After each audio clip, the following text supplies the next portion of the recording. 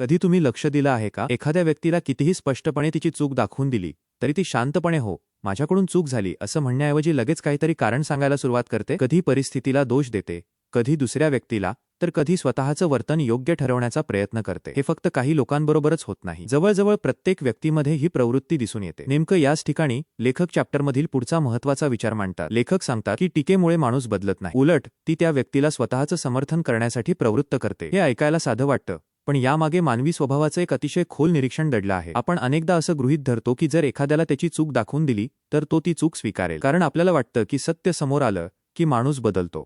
पण लेखक सांगतात की प्रत्यक्षात तसं होत नाही, कारण टीका ऐकल्यानंतर माणूस आधी विचार करत नाही तर प्रतिक्रिया देतो, आणि त्या प्रतिक्रियेचा उद्देश एकच असतो, स्वतःला चुकीचं सिद्ध होण्यापासून वाचवणं. याचा अर्थ असा नाही की समोरची व्यक्ती हट्टी आहे किंवा तिला शिकायचंच नाही. लेखकाचा मुद्दा त्यापेक्षा वेगळा आहे. ते सांगतात की प्रत्येक माणूस स्वतःबद्दल एक चांगली प्रतिमा मनात घेऊन जगत असतो. त्याला स्वतःला चांगला, योग्य आणि न्यायी माणूस समजणं महत्त्वाचं वाटतं. त्यामुळे जेव्हा कोणी त्याच्या चुका थेट दाखवून देतो तेव्हा त्याला फक्त आपली चूक दिसत नाही, त्याच्या स्वाभिमानालाही धक्का बसतो. म्हणूनच टीका झाली की अनेकदा चर्चा पुढे जाण्याऐवजी स्वतःचा बचाव सुरू होतो. तुम्ही एखाद्याला सांगितलं तू हे चुकीचं केलंस, तर त्याचं लक्ष आपल्या चुकीकडे न राहता स्वतःचा बचाव करण्याकडे वळतं. त्याच्या मनात प्रश्न निर्माण होतो, मी चुकीचा नाही, हे कसं सिद्ध करू, आणि तिथूनच बदलाची शक्यता कमी होऊ लागते. लेखकाचा हा मुद्दा खूप महत्त्वाचा आहे, कारण तो आपल्याला संवादाकडे वेगळ्या नजरेने पाहायला शिकवतो. आपल्याला वाटतं की आपण समोरच्या व्यक्तीला सत्य सांगत आहोत, पण समोरच्या व्यक्तीला ते सत्य समजण्याआधीच आपले शब्द तिला झालेला हल्ला वाटू शकतात. म्हणूनच लेखक सांगतात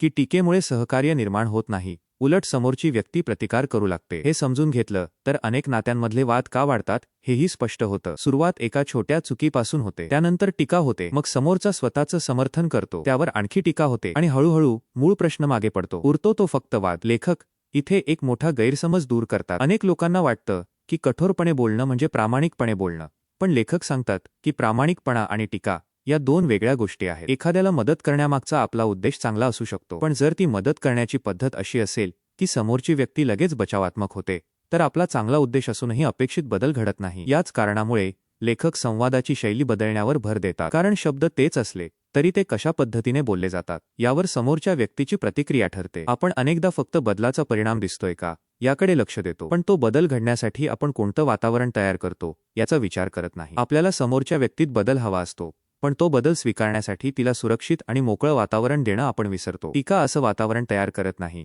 उलट ती समोरच्या व्यक्तीला बचावात्मक बनवते. लेखकाच्या निरीक्षणात आणखी एक महत्त्वाची गोष्ट दडलेली आहे. प्रत्येक माणसाला स्वतःच्या नजरेत आपण योग्य आहोत असं वाटत राहावं अशी इच्छा असते. त्यामुळे आपल्या एखाद्या कृतीवर टीका झाली तर आपण ती चूक मान्य करण्याऐवजी आपल्या वागण्याचं समर्थन करण्यासाठी कारणं शोधू लागतो. म्हणूनच लेखक सांगतात की खरंच एखाद्या व्यक्तीत बदल घडवून आणायचा असेल तर तिच्या स्वाभिमानाशी संघर्ष करून उपयोग नाही. आधी तिचा विश्वास जिंकावा लागतो, कारण विश्वास निर्माण झाल्याशिवाय आपला सल्ला समोरच्या व्यक्तीपर्यंत मनापासून पोहोचत नाही. या विचारातून एक व्यावहारिक धडा मिळतो. पुढच्या वेळी एखाद्याची चूक दिसली तर लगेच प्रतिक्रिया देण्याऐवजी स्वतःला एक प्रश्न विचारा, मी आत्ता जे बोलणार आहे त्यामुळे समोरची व्यक्ती आपल्या कृतीचा विचार करेल की स्वतःचा बचाव करू लागेल. हा एक प्रश्न अनेक अनावश्यक वाद टाळू शकतो. लेखकाचा उद्देश आपल्याला दोष देण्याचा नाही, ते फक्त मानवी मन टीकेला आणि विरोधाला कशी प्रतिक्रिया देतं हे समजावून सांगतात. कारण माणसाच्या मनाची ही प्रवृत्ती समजून घेतली तरच आपण इतरांशी अधिक प्रभावीपणे संवाद साधू शकतो. पण इथे एक आणखी खोल प्रश्न उभा राहतो. जर एखाद्या व्यक्तीवर टीका झाली तरी ती स्वतःचं समर्थन करत असेल तर ज्यांनी आयुष्यात खूप मोठ्या चुका केल्या आहेत ते स्वतःच्या चुकांकडे कसं पाहत असतील? त्यांना आपली चूक खरंच जाणवत असेल का, की तेही काही ना काही कारण देऊन स्वतःला योग्य ठरवत असतील? याचं प्रश्नाचं उत्तर देताना लेखक पुढे एक प्रभावी उदाहरण सांगतात. त्यातून मानवी स्वभावाबद्दलचं आणखी एक महत्त्वाचं सत्य समोर येतं. तुम्हाला असं वाटतं का की स्वतःचं समर्थन करण्याची प्रवृत्ती फक्त एखादी छोटी चूक करणाऱ्या माणसातच असते? मग ज्यांनी आयुष्यात मोठ्या चुका केल्या आहेत ते आपल्या कृतींकडे कसं पाहत असतील? आपल्याला सहज वाटतं की चुकीचं वागणाऱ्या व्यक्तीला मनातून तरी जाणीव असेल की आपण चुकीचं वागतोय, पण लेखक इथेच आपल्या या समजुतीला एक वेगळं वळण देतात. ते सांगतात की अनेकदा गंभीर चूक करणारी व्यक्ती सुद्धा स्वतःला चुकीची समजत नाही. ही गोष्ट ऐकायला आश्चर्यकारक वाटू शकते, पण लेखकाचा उद्देश कोणाचं समर्थन करणं नाही, ते फक्त मानवी मनाची एक महत्त्वाची बाजू आपल्यासमोर मांडतात. कारण आपल्याला माणसांवर प्रभाव टाकायचा असेल तर आधी ते स्वतःच्या कृतींकडे आणि स्वतःच्या प्रतिमेकडे कसं पाहतात हे समजून घ्यावं लागेल. लेखक या ठिकाणी एका कुख्यात गुन्हेगाराचं उदाहरण देतात. अत्यंत गंभीर गुन्हे करूनही ती व्यक्ती स्वतःला पूर्णपणे वाईट समजत नव्हती. तिच्या स्वतःच्या नजरेत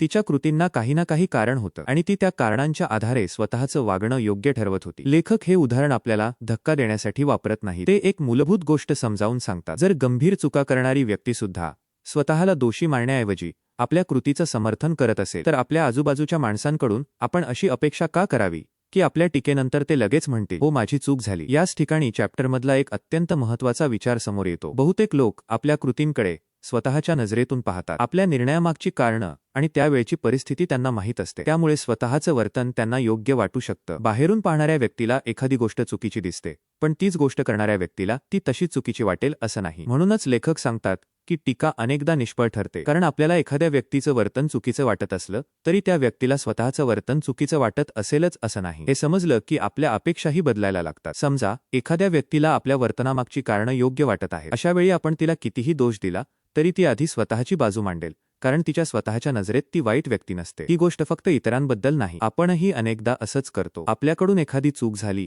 तर आपण लगेच स्वतःला वाईट माणूस म्हणतो का? बहुतेक वेळा नाही. आपण परिस्थितीचं कारण देतो. वेळ नव्हता, ताण होता किंवा गैरसमज झाला होता असं सांगतो. म्हणजेच आपल्याकडून चूक झाली तरी आपण आपल्या कृतीचं काही ना काही स्पष्टीकरण शोधतो. याचा अर्थ असा नाही की आपण खोटं बोलतो. प्रत्येक माणूस आपल्या कृतींकडे स्वतःच्या दृष्टीने पाहत असतो आणि त्या कृतींचं काही ना काही कारण स्वतःला समजावून सांगत असतो. लेखकाला याच मानवी स्वभावाकडे आपलं लक्ष वेधायचं आहे. जेव्हा आपण समोरच्या व्यक्तीच्या दृष्टिकोनातून तिची परिस्थिती समजून घेण्याचा प्रयत्न करतो तेव्हा तिचं वर्तनही आपल्याला थोडं अधिक समजू लागतं. तिची कृती योग्य होती असं नाही, पण तिला ती कृती योग्य का वाटत होती हे समजायला लागतं. आणि जेव्हा आपण समोरच्या व्यक्तीचा दृष्टिकोन समजून घेण्याचा प्रयत्न करतो तेव्हाच आपल्या संवादात खरा बदल सुरू होतो. कारण एकदा आपण हे समजून घेतलं की प्रत्येक व्यक्तीला आपल्या कृतीमागची कारणं योग्य वाटू शकतात तेव्हा तिच्याशी बोलण्याची पद्धतही बदलते. मग आपण फक्त तू चुकीचा आहेस असं म्हणण्याऐवजी तुला असं का वाटलं असा प्रश्न विचारायला सुरुवात करतो. लेखकाच्या मते समोरच्या व्यक्तीचा दृष्टिकोन समजून घेऊन तिच्याशी संवाद साधणं हीच प्रभावी संवादाची खरी सुरुवात आहे. या विचारामागे मानवी स्वभावाबद्दल आणखी एक महत्त्वाची गोष्ट आहे. माणसाला स्वतःच्या नजरेत आपण चुकीचे नाही असं वाटत राहावं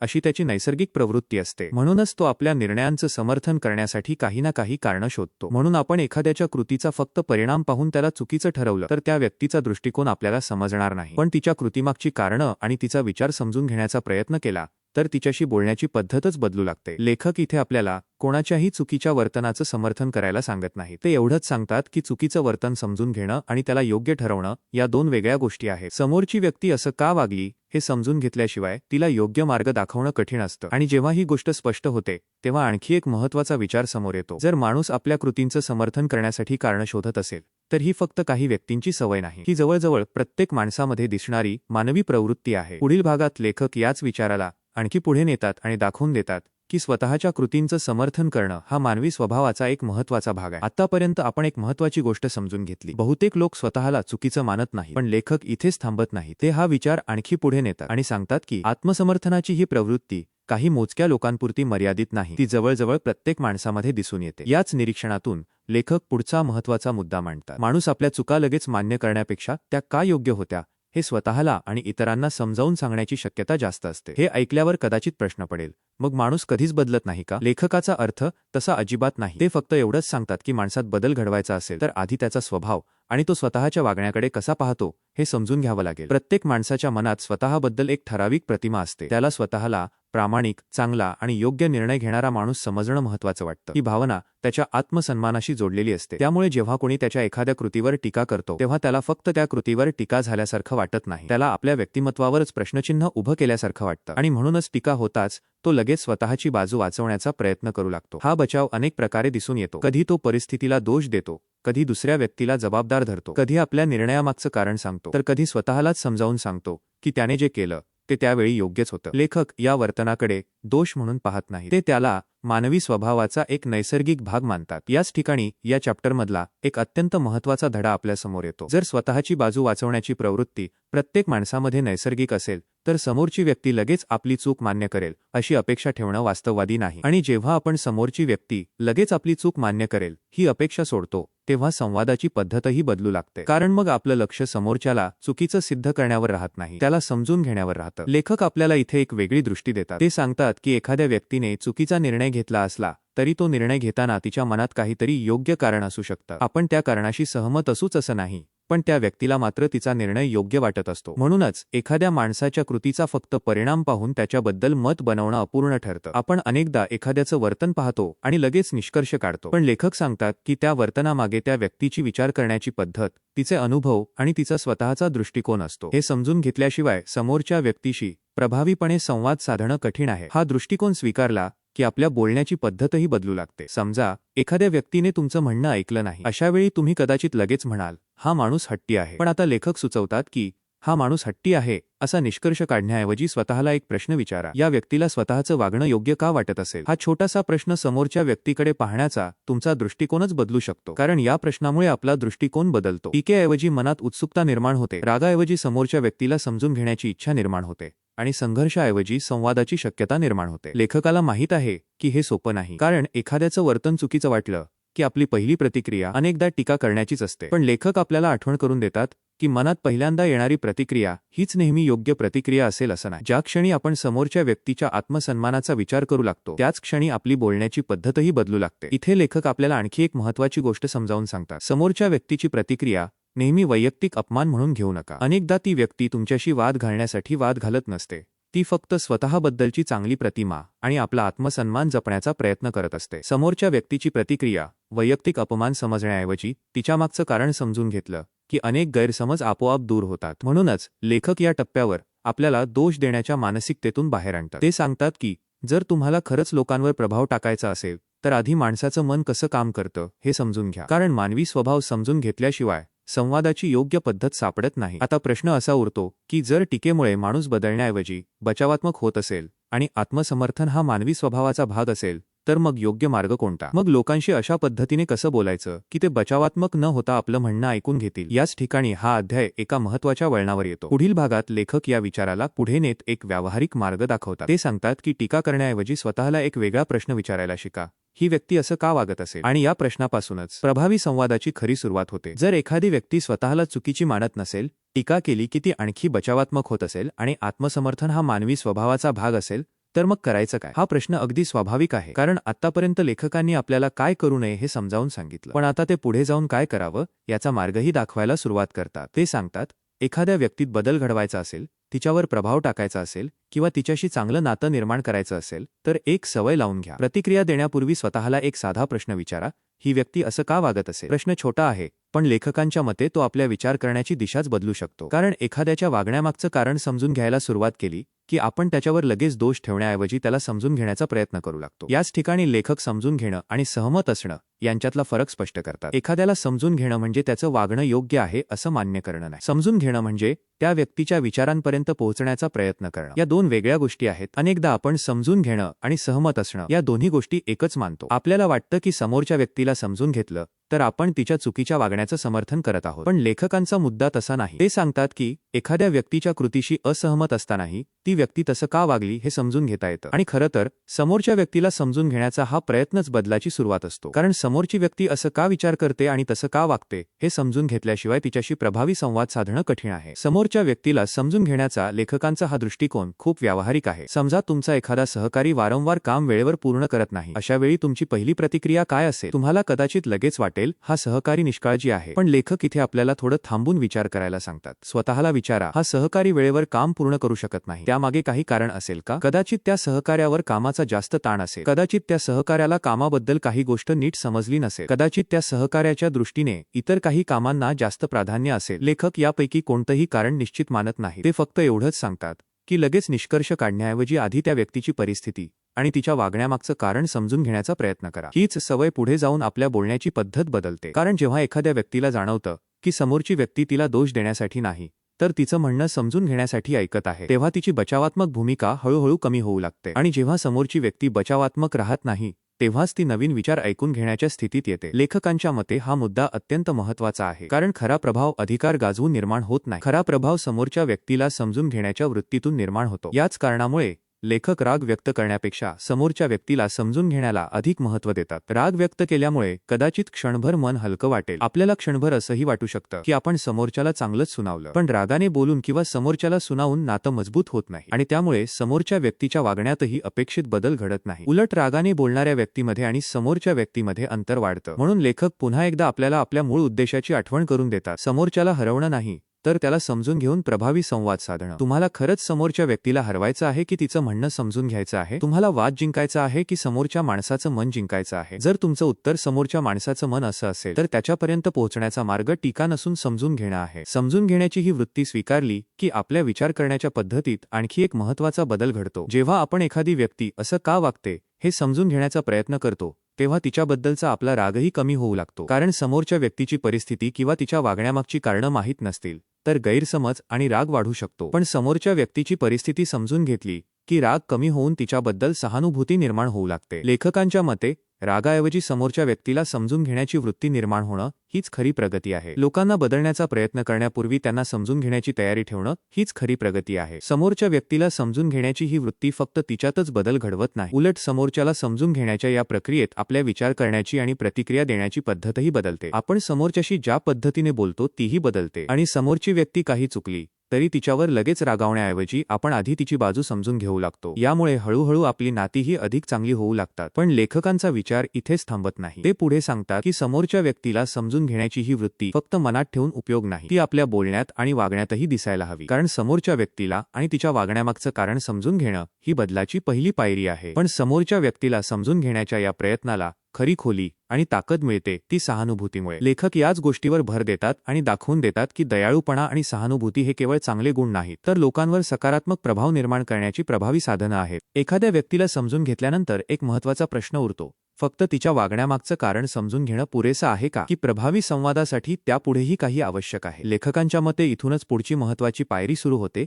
ती म्हणजे सहानुभूती. समजून घेणं आणि सहानुभूती दाखवणं या दोन वेगळ्या गोष्टी आहेत. एखादी व्यक्ती असं का वागते हे समजून घेणं म्हणजे तिच्या विचारांची आणि परिस्थितीची जाणीव करून घेणं. पण तिच्या भावना समजून घेणं, तिच्या दृष्टिकोनाचा आदर करणं आणि त्यानुसार तिच्याशी संवेदनशीलपणे वागणं ही सहानुभूती आहे. लेखक सांगतात की अनेकांना वाटतं राग दाखवला तर लोक लगेच सुधारतात, कठोर बोललं की समोरच्याला धडा मिळतो. पण प्रत्यक्षात राग आणि कठोरपणामुळे समोरची व्यक्ती बदलण्याऐवजी अधिक बचावात्मक होऊ शकते. उलट दोघांमधलं अंतर वाढण्याची शक्यता असते. क्षणभर विचार करा, जेव्हा कोणी तुमच्याशी रागाने बोलतं तेव्हा तुम्हाला त्याचं म्हणणं शांतपणे ऐकावंसं वाटतं का, की सर्वप्रथम मनात स्वतःची बाजू मांडण्याची आणि स्वतःचं समर्थन करण्याची इच्छा निर्माण होते? बहुतेक वेळा आपण आधी स्वतःची बाजू वाचवण्याचा प्रयत्न करतो. म्हणूनच लेखक सांगतात की राग संवादाची दारं बंद करतो तर सहानुभूती तीच दारं उघडते. हा विचार साधा वाटतो पण त्याचा परिणाम खूप मोठा आहे. कारण प्रत्येक माणसाला मनापासून एकच गोष्ट हवी असते, आपल्याला समजून घेतलं जावं आणि आपलं म्हणणं शांतपणे ऐकून घेतलं जावं. प्रत्येक व्यक्तीला आपल्या भावना आणि आपलं म्हणणं महत्त्वाचं आहे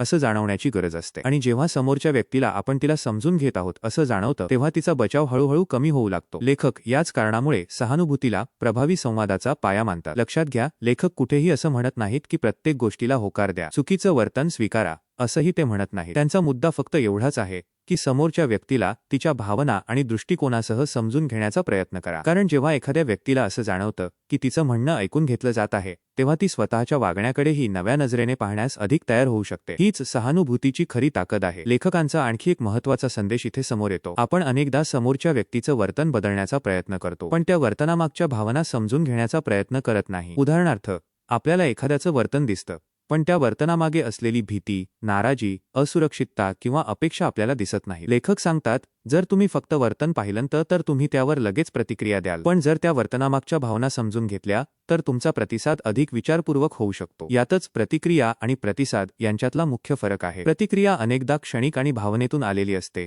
तर प्रतिसाद विचार करून दिला जातो. आणि सहानुभूती आपल्याला प्रतिक्रियेपासून विचारपूर्वक प्रतिसादाकडे घेऊन जाते. यामुळे संवादाची दिशाच बदलते. समोरच्या व्यक्तीलाही आपण सुरक्षित आहोत असं वाटू लागतं. प्रत्येक वाक्यानंतर आपलं संरक्षण करावं लागेल अशी भावना तिच्या मनात राहत नाही. त्यामुळे ती अधिक मोकळेपणाने विचार करू लागते आणि अधिक प्रामाणिकपणे बोलू लागते. आणि सर्वात महत्त्वाचं म्हणजे बदलाची शक्यता निर्माण होते. लेखकांसाठी हाच खरा उद्देश आहे. त्यांना फक्त वाद जिंकायचे नाहीत, त्यांना माणसांपर्यंत पोहोचायचं आहे आणि माणसांपर्यंत पोहोचण्यासाठी त्यांच्या मनात आदर आणि विश्वास निर्माण करावा लागतो. सहानुभूती हा त्या विश्वासाचा मजबूत पाया आहे. यातून एक अतिशय व्यावहारिक धडा मिळतो. पुढच्या वेळी एखादी व्यक्ती तुमच्या अपेक्षेप्रमाणे वागली नाही तर लगेच राग व्यक्त करण्याआधी स्वतःला थांबवा. मनात एकच प्रश्न विचारा, मी आत्ता या व्यक्तीला समजून घेण्याचा प्रयत्न करतोय की फक्त तिला चुकीचं ठरवण्याचा? हा एक प्रश्न तुमच्या बोलण्याची पद्धत बदलू शकतो आणि त्याचबरोबर समोरच्या व्यक्तीची प्रतिक्रियाही बदलण्याची शक्यता असते. लेखक सांगतात की सहानुभूती एका दिवसात विकसित होत नाही. ती जाणीवपूर्वक अंगीकारावी लागणारी वृत्ती आहे. पण ही वृत्ती हळूहळू विकसित झाली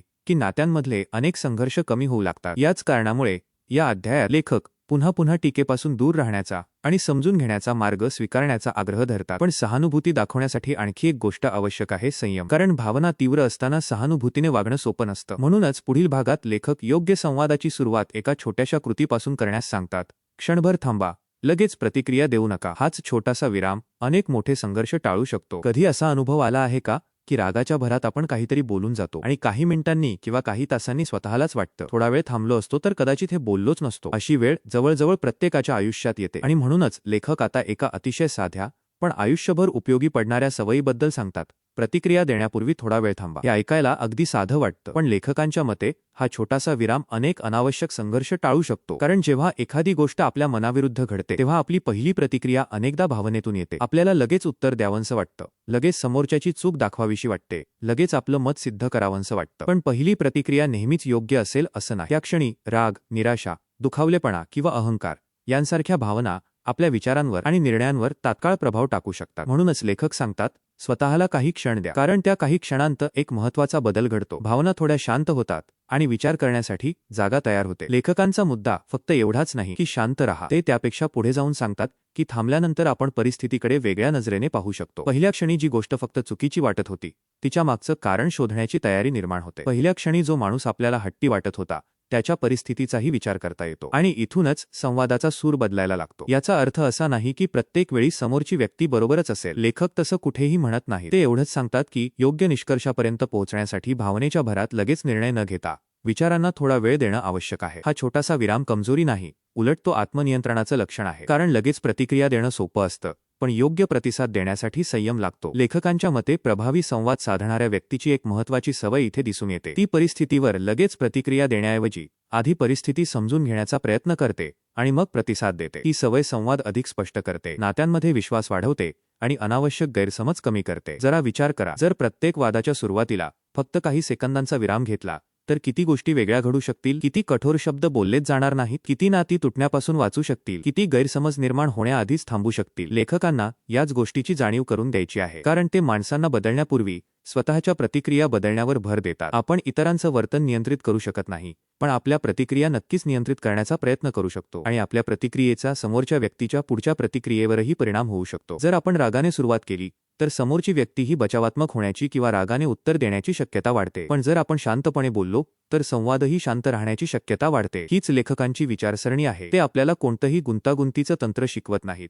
ते फक्त एवढंच सांगतात, थांबा, विचार करा आणि मग बोला. हा क्रम उलटा झाला तर अनेकदा समस्या वाढते आणि हा क्रम योग्य ठेवला तर समस्या कमी होण्याची शक्यता वाढते. यामध्ये आणखी एक मानसिक फायदा आहे. जेव्हा आपण लगेच प्रतिक्रिया देत नाही तेव्हा परिस्थितीकडे थोडं अधिक स्पष्टपणे पाहण्याची संधी मिळते. आपल्याला जाणवतं की कदाचित आपण जे गृहीत धरलं होतं ते पूर्ण सत्य नव्हतं. कदाचित समोरच्या व्यक्तीचा हेतू वेगळा होता. कदाचित आपणच काहीतरी चुकीचं समजलो होतो. हा विचार शक्य होतो कारण आपण स्वतःला काही क्षणांचा वेळ दिलेला असतो. लेखकांसाठी हा विराम म्हणजे फक्त शांत राहणं नाही, तो स्वतःला अधिक समजूतदारपणे प्रतिसाद द्यायला शिकवण्याची प्रक्रिया आहे. आणि ही सवय जितकी मजबूत होते तितकाच तिचा आपल्या नात्यांवर आणि संवादावर सकारात्मक परिणाम होऊ शकतो. पण लेखक इथे आणखी एक पाऊल पुढे टाकतात. ते सांगतात, फक्त थांबणं पुरेसं नाही, थांबल्यानंतर आपण परिस्थितीकडे कोणत्या नजरेने पाहतो हेही तितकंच महत्त्वाचं आहे. म्हणूनच पुढील भागात ते एक महत्त्वाची गोष्ट सांगतात, फक्त स्वतःच्या दृष्टिकोनातून विचार करू नका. एकदा तरी समोरच्या व्यक्तीच्या नजरेतूनही तीच परिस्थिती पाहण्याचा प्रयत्न करा आणि अनेकदा तिथूनच संघर्षाचं उत्तर सापडायला सुरुवात होते. आत्तापर्यंत आपण पाहिलं की टीका टाळणं का आवश्यक आहे,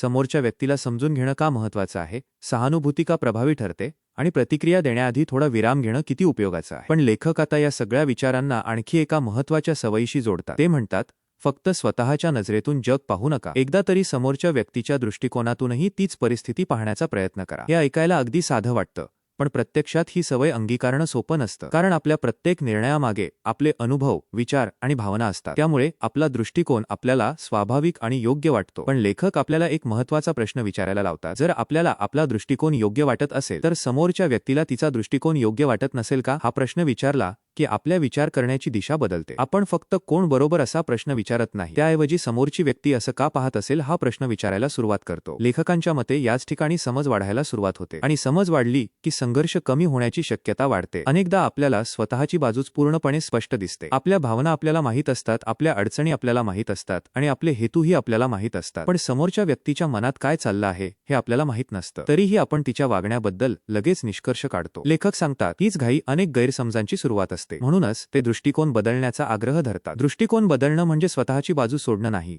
त्याचा अर्थ फक्त एवढाच आहे की दुसऱ्याची बाजू समजून घेण्याची तयारी ठेवणं. हा फरक खूप महत्त्वाचा आहे, कारण जेव्हा आपण समोरच्या व्यक्तीच्या जागी स्वतःला ठेवून विचार करतो तेव्हा तिचं वर्तन आधीपेक्षा थोडं अधिक समजू लागतं. कदाचित आपण अजूनही तिच्याशी सहमत नसू, पण तिच्या विचारामागचं कारण आपल्याला दिसू लागतं, आणि हेच प्रभावी संवादाचं पहिलं पाऊल आहे. लेखकांचा उद्देश प्रत्येक वाद संपवणं नाही, त्यांचा उद्देश समज वाढवणं आहे, कारण समज वाढली की मतभेद हाताळणं अधिक सोपं होतं. ही सवय विकसित करण्यासाठी लेखक कोणतंही कठीण तंत्र सांगत नाहीत. ते फक्त एवढंच सुचवतात की एखाद्या व्यक्तीबद्दल निष्कर्ष काढण्याआधी स्वतःला विचारा, जर मी त्याच्या परिस्थितीत असतो आणि त्याच अनुभवातून गेलो असतो तर मी वेगळं वागलो असतो याची मला खात्री आहे का? हा प्रश्न आपल्याला नम्र बनवतो, कारण तो आपल्याला आठवण करून देतो की प्रत्येक व्यक्तीचे अनुभव, परिस्थिती आणि विचार वेगळे असतात. त्यामुळे प्रत्येकाची प्रतिक्रिया वेगळी असू शकते. लेखकांसाठी हा दृष्टिकोन केवळ चांगला स्वभाव नाही, तो प्रभावी नात्यांचा पाया आहे. कारण प्रत्येक व्यक्तीला आपलं म्हणणं ऐकून घेतलं जावं, आपल्याला समजून घेतलं जावं आणि आपल्या दृष्टिकोनालाही महत्त्व दिलं जावं अशी अपेक्षा असते. आणि जेव्हा समोरच्या व्यक्तीला ही भावना मिळते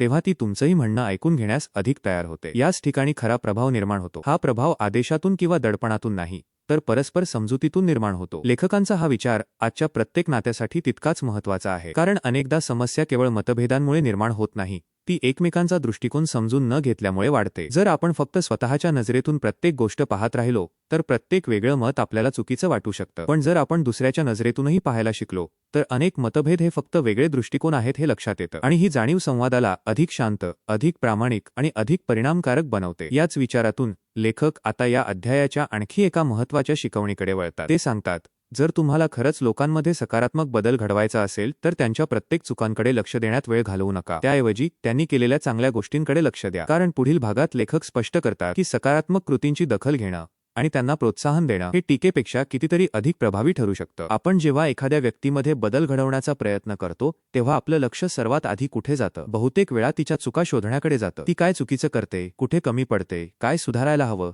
याच गोष्टी आपल्याला सर्वात आधी दिसतात. पण लेखक आता या विचाराला एक वेगळं वळण देतात. ते सांगतात, जर तुम्हाला खरंच एखाद्या व्यक्तीमध्ये सकारात्मक बदल घडवायचा असेल तर फक्त तिच्या चुका दाखवण्यात वेळ घालवू नका. त्याऐवजी त्या व्यक्तीने केलेल्या योग्य आणि चांगल्या गोष्टींकडेही लक्ष द्या. कारण टीका हा बदल घडवण्याचा एकमेव मार्ग नाही. प्रोत्साहनाचाही माणसाच्या वर्तनावर प्रभाव पडू शकतो, आणि अनेक वेळा योग्य वेळी दिलेलं प्रोत्साहन टीकेपेक्षा अधिक परिणामकारक ठरू शकतं. हा विचार समजून घेताना एक गोष्ट लक्षात ठेवणं महत्त्वाचं आहे. लेखक इथे असं म्हणत नाहीत की चुका दुर्लक्ष करा, चुकीच्या गोष्टींवर बोलूच नका असंही ते म्हणत नाही. त्यांचा मुद्दा एवढाच आहे की जर प्रत्येक संवादाची सुरुवात फक्त चुका दाखवण्यापासून झाली तर समोरच्या व्यक्तीला आपण फक्त तिच्या कमतरतांकडेच पाहतोय असं वाटू शकतं. अशी भावना निर्माण झाली की ती व्यक्ती बचावात्मक होऊ शकते, निराश होऊ शकते आणि बदलासाठी आवश्यक असलेली मोकळीक कमी होऊ शकते. म्हणूनच लेखक सकारात्मक गोष्टींची दखल घेण्यावर भर देतात, कारण प्रत्येक माणसाला आपल्या प्रयत्नांची कदर व्हावी, आपण केलेल्या चांगल्या गोष्टी कोणाच्या तरी लक्षात याव्यात अशी इच्छा असते. आणि जेव्हा आपल्या चांगल्या प्रयत्नांची दखल घेतली जाते तेव्हा तेच वर्तन पुन्हा करण्याची प्रेरणा मिळू शकते. लेखकांच्या मते हा मानवी स्वभावाचा महत्त्वाचा भाग आहे. म्हणूनच संवाद फक्त चुका दुरुस्त करण्यासाठी नसावा, तो माणसाला पुढे जाण्याची प्रेरणाही देऊ शकतो. याचा अर्थ असा नाही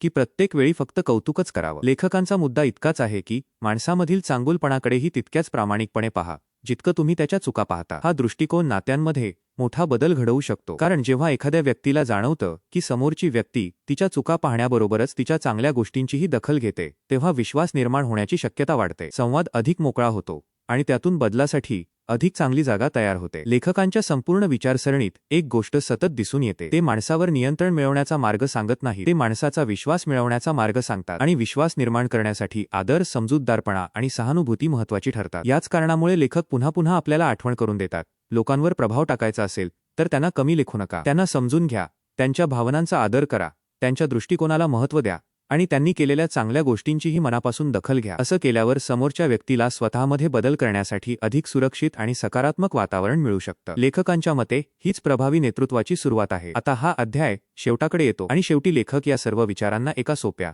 पण अत्यंत महत्त्वाच्या तत्वात एकत्र करतात. जर तुम्हाला लोकांवर प्रभाव टाकायचा असेल तर त्यांच्याशी सतत संघर्ष करण्याची गरज नाही. त्यांना चुकीचं सिद्ध करण्याचीही गरज नाही. सर्वात आधी त्यांना माणूस म्हणून समजून घ्या. कारण समजूतदारपणा, संयम आणि सहानुभूती यांच्यामुळे विश्वास निर्माण होतो आणि जिथे विश्वास असतो तिथे प्रभाव निर्माण करणं अधिक सहज होतं. याच विचारातून या अध्यायाचा मूलभूत संदेश स्पष्ट होतो. लोकांना बदलण्याचा मार्ग केवळ त्यांच्या चुका दाखवण्यात नाही तर त्यांना समजून घेण्यात, त्यांच्या स्वाभिमानाचा आदर करण्यात आणि त्यांच्या योग्य वर्तनाला प्रामाणिकपणे प्रोत्साहन देण्यात आहे. हे तत्व साधं वाटतं पण ते नात्यांमध्ये, संवादात आणि नेतृत्वात आयुष्यभर उपयोगी पडू शकतं. आत्तापर्यंतच्या संपूर्ण प्रवासाकडे एकदा शांतपणे पाहिलं तर लक्षात येतं की लेखकाने या अध्यायात आपल्याला फक्त एक नियम शिकवलेला नाही. त्यांनी माणसांकडे पाहण्याची एक नवी दृष्टी दिली आहे. सुरुवातीला त्यांनी आपल्याला एक साधा प्रश्न विचारायला लावला. लोकांना बदलायचं असेल तर आपण कोणता मार्ग निवडतो? बहुतेक वेळा उत्तर असतं टीका. आपल्याला वाटतं चूक दाखवली की बदल होईल. पण लेखकाने सुरुवातीलाच हा गैरसमज दूर केला. त्यांनी दाखवून दिलं की टीकेमुळे समोरची व्यक्ती अनेकदा बदलण्याऐवजी स्वतःचं समर्थन आणि बचाव करण्याकडे वळते. त्यानंतर मानवी स्वभावाचा आणखी एक महत्त्वाचा पैलू समोर येतो. बहुतेक लोक स्वतःला चुकीचं मानत नाही. कारण प्रत्येक व्यक्ती आपल्या कृतींकडे स्वतःच्या अनुभवांतून, परिस्थितीतून आणि विचारांच्या चौकटीतून पाहत असते. त्यामुळे तिला स्वतःचे निर्णय योग्य वाटणं स्वाभाविक आहे. ही गोष्ट लक्षात आली की एक वेगळा मार्ग दिसू लागतो. समोरच्या व्यक्तीला दोष देण्याआधी तिला समजून घेण्याचा, ती असं का वागत असेल हा प्रश्न स्वतःला विचारण्याचा. कारण प्रश्न बदलला की आपल्या विचार करण्याची पद्धत बदलते आणि त्याबरोबर आपली प्रतिक्रियाही बदलू शकते. याच ठिकाणी सहानुभूतीची सुरुवात होते. प्रभाव निर्माण करण्यासाठी नेहमी कठोर शब्दांची गरज नसते. गरज असते ती समोरच्या व्यक्तीच्या भावना आणि दृष्टिकोन समजून घेण्याची, तिच्या स्वाभिमानाचा आदर करण्याची आणि तिच्याशी माणुसकीने वागण्याची. त्यानंतर येतो आणखी एक महत्त्वाचा धडा. प्रतिक्रिया देण्याआधी थोडा वेळ थांबा. कारण भावना थोड्या शांत झाल्या की परिस्थितीकडे अधिक स्पष्टपणे पाहण्याची संधी मिळते आणि विचार करण्यासाठी वेळ मिळाला की आपल्या शब्दांची निवडही बदलू शकते. यानंतर लेखक आपल्याला स्वतःच्या दृष्टिकोनाच्या पलीकडे पाहायला शिकवतात. फक्त आपल्याला परिस्थिती कशी दिसते यावर थांबू नका. एकदा तरी समोरच्या व्यक्तीच्या दृष्टिकोनातूनही तीच परिस्थिती पाहण्याचा प्रयत्न करा. कारण प्रत्येक मतभेदाचा अर्थ समोरची व्यक्ती चुकीची आहे असा नसतो. अनेकदा दोन व्यक्ती एकाच परिस्थितीकडे वेगवेगळ्या अनुभवांतून पाहत असतात आणि शेवटी लेखक आपलं लक्ष माणसामधल्या चांगल्या गोष्टींकडे वळवतात. चुका दाखवण्याबरोबरच योग्य कृतींची दखल घ्या. कारण प्रामाणिक प्रोत्साहन अनेकदा टीकेपेक्षा अधिक सकारात्मक परिणाम घडवू शकतं. हे सगळे विचार वेगवेगळे वाटले तरी प्रत्यक्षात ते एका धाग्याने जोडलेले आहेत. तो धागा म्हणजे माणसाच्या स्वाभिमानाचा आदर. या अध्यायात लेखक पुन्हा पुन्हा आपल्याला एक महत्त्वाची गोष्ट आठवण करून देतात. माणूस केवळ तर्काने निर्णय घेत नाही. त्याच्या भावना, अनुभव आणि स्वतःबद्दलची प्रतिमा यांचाही त्याच्या विचारांवर प्रभाव असतो. म्हणूनच जर एखाद्याला सतत असं जाणवत राहिलं की त्याच्यावर हल्ला केला जात आहे तर तो तुमचं म्हणणं ऐकण्याऐवजी स्वतःचा बचाव करण्याकडे वळू शकतो. पण जर त्याला असं जाणवलं की तुम्ही त्याला समजून घेण्याचा आणि त्याचा आदर करण्याचा प्रयत्न करत आहात तर संवादाची शक्यता वाढते आणि तिथेच खरा प्रभाव निर्माण होण्याची संधी मिळते. हा प्रभाव भीतीतून किंवा दडपणातून निर्माण करण्याची गरज नसते. वाद जिंकूनही तो मिळत नाही. तो निर्माण होतो विश्वासातून आणि विश्वासासाठी समजूतदारपणा, संयम आणि सहानुभूती आवश्यक असतात. म्हणूनच या अध्यायाचा सर्वात मोठा संदेश एका वाक्यात सांगायचा झाला तर तो असा असेल: लोकांना चुकीचं सिद्ध करण्याचा प्रयत्न करू नका, त्यांना समजून घेण्याचा प्रयत्न करा. कारण जेव्हा तुम्ही एखाद्या व्यक्तीला समजून घेण्याचा प्रयत्न करता तेव्हा ती व्यक्ती तुमचं म्हणणं ऐकण्यास अधिक तयार होऊ शकते आणि जेव्हा संवादासाठी ही जागा तयार होते तेव्हाच बदलाची शक्यता निर्माण होते. म्हणून पुढच्या वेळी कोणाची चूक दिसली तेव्हा लगेच टीका करण्याऐवजी स्वतःला एकच प्रश्न विचारा: मी आत्ता त्याला हरवण्याचा प्रयत्न करतोय की त्याला समजून घेण्याचा? या एका प्रश्नाचं उत्तर तुमच्या नात्यांमध्ये, संवादात आणि लोकांवर निर्माण होणाऱ्या तुमच्या प्रभावात मोठा फरक घडवू शकतं. आपण आयुष्यात अनेक लोकांना भेटतो. कुटुंबातील सदस्य, मित्र, सहकारी, व्यवसायातील लोक आणि अगदी अनोळखी व्यक्तीसुद्धा. या प्रत्येक नात्यात कधी ना कधी आपल्याला असं वाटतं की समोरची व्यक्ती बदलायला हवी, तिने वेगळं वागायला हवं आणि तिने आपली चूक समजून घ्यायला हवी. पण या चॅप्टर नंतर कदाचित आपला पहिला प्रश्न बदलू शकतो. तो का बदलत नाही या प्रश्नाऐवजी मी त्याच्याशी बोलण्याची पद्धत बदलू शकतो का असा विचार आपण करू लागतो. लेखकाच्या मते प्रभावी नातेसंबंधांची सुरुवात याच बदललेल्या प्रश्नापासून होऊ शकते. कारण आपण इतरांच्या भावना, निर्णय किंवा वर्तन आपल्या इच्छेप्रमाणे नियंत्रित करू शकत नाही. पण आपल्या शब्दांची निवड, आपली प्रतिक्रिया, आपला दृष्टिकोन आणि आपली वागण्याची पद्धत नक्कीच बदलू शकतो. आणि अनेकदा आपल्या या बदललेल्या वागण्यामुळे समोरच्या व्यक्तीच्या प्रतिसादातही फरक पडू शकतो. या चॅप्टरमधून लेखकाने आपल्याला एक महत्त्वाची जाणीव करून दिली आहे. प्रभाव म्हणजे कोणाला हरवणं नाही. प्रभाव म्हणजे कोणावर आपली इच्छा लादणंही नाही. प्रभाव म्हणजे अशी परिस्थिती निर्माण करणं जिथे समोरची व्यक्ती आपलं म्हणणं ऐकून घेण्यास आणि त्यावर विचार करण्यास तयार होते. म्हणूनच या चॅप्टरमधील प्रत्येक शिकवण एका दिशेने जाते. टीका टाळा. लोक स्वतःला चुकीचं मानत नाहीत हे समजून घ्या. त्यांच्या कृतीमागचं कारण जाणून घेण्याचा प्रयत्न करा. सहानुभूती ठेवा. प्रतिक्रिया देण्यापूर्वी थांबा, दुसऱ्याच्या दृष्टिकोनातून विचार करा आणि चांगल्या गोष्टींची प्रामाणिकपणे दखल घ्या. हे नियम वेगवेगळे नसून एकाच मोठ्या तत्वाचे भाग आहेत आणि ते तत्व म्हणजे लोकांचा स्वाभिमान जपणे. कारण ज्या व्यक्तीला आदर मिळतो ती संवादासाठी अधिक खुली होऊ शकते. जिला समजून घेतलं जातं तिच्यासमोर बदलाचा विचार करण्यासाठी अधिक जागा तयार होते आणि जिथे विश्वास निर्माण होतो तिथे प्रभाव टाकण्याची शक्यता वाढते. म्हणूनच या चॅप्टरचं शीर्षक इतकं अर्थपूर्ण आहे. जर तुम्हाला मध हवा असेल तर पोळ्यावर लाथ मारू नका. जर तुम्हाला माणसांवर प्रभाव टाकायचा असेल तर त्यांच्यावर टीका करून सुरुवात करू नका, त्यांना समजून घेण्यापासून सुरुवात करा. याच विचाराने या पुस्तकातील पुढच्या शिकवणीसाठी एक मजबूत पाया तयार होतो. पण इथे एक नवा प्रश्न उभा राहतो. जर टीका करायची नाही तर मग लोकांशी वागायचं कसं? आपल्या बोलण्यामुळे समोरच्या व्यक्तीला आपल्याबद्दल सकारात्मक भावना कशा निर्माण होतील? एखाद्या व्यक्तीच्या मनात आपल्याबद्दल विश्वास आणि आपुलकी निर्माण करण्याची सुरुवात नेमकी कुठून होते? याचं प्रश्नाचं उत्तर घेऊन लेखक पुढच्या चॅप्टरमध्ये प्रवेश करतात. ते सांगतात की माणसांच्या मनावर प्रभाव टाकायचा असेल तर सर्वात आधी त्यांच्या भावनांचा आदर करायला शिकावं लागतं. प्रत्येक व्यक्तीला महत्त्व मिळावं, आपल्याला स्वीकारलं जावं आणि आपल्याला समजून घेतलं जावं अशी प्रत्येकाची नैसर्गिक इच्छा असते. म्हणूनच लेखक आता नातेसंबंधांचा आणखी एक महत्त्वाचा पाया आपल्यासमोर ठेवतात. हा नियम पहिल्या चॅप्टर इतकाच साधा आहे, पण त्याचा परिणाम आपल्या दैनंदिन संवादावर खूप मोठा होऊ शकतो. याच नव्या तत्वापासून पुढील चॅप्टरची सुरुवात होते.